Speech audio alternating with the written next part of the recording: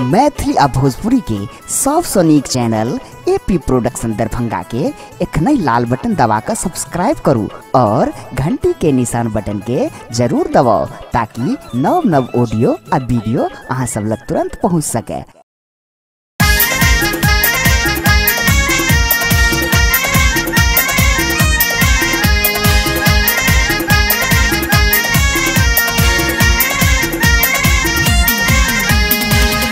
अपने सब सुन रहा छी एपी प्रोडक्शन के प्रस्तुति।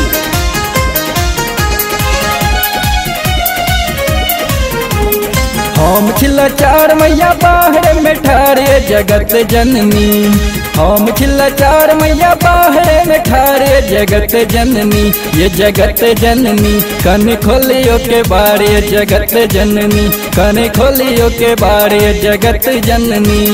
हम छिला चार मैया बाहर में ठारे जगत जननी, हम छिला चार मैया बाहर में ठारे जगत जननी, कन खोलियो के बारे जगत जननी, कन खोलियो के बारे जगत जननी।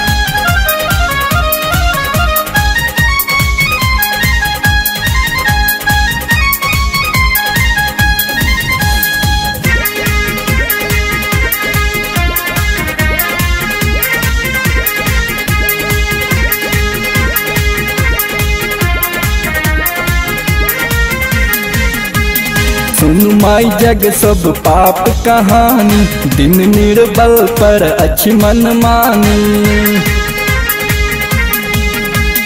सुन माई जग सब पाप कहानी, दिन निर्बल पर अच्छी मन मानी।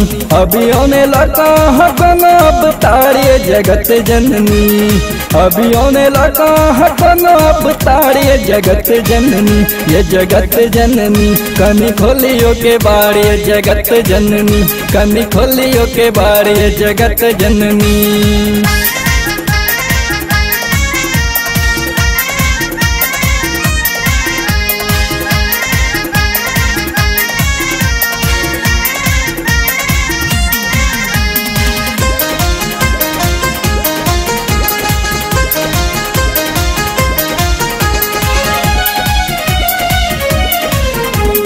अहाँ के शरण मैया जे सब आवे, सुख संपत्ति सब घर घर पावे। अहाँ के शरण मैया जे सब आवे, सुख संपत्ति सब घर घर पावे। दुखिया के दुख पर करियो बिचारे जगत जननी, दुखिया के दुख पर करियो बिचारे जगत जननी, ये जगत जननी कन खोलियो के बारे जगत जननी, कन खोलियो के बारे जगत जननी।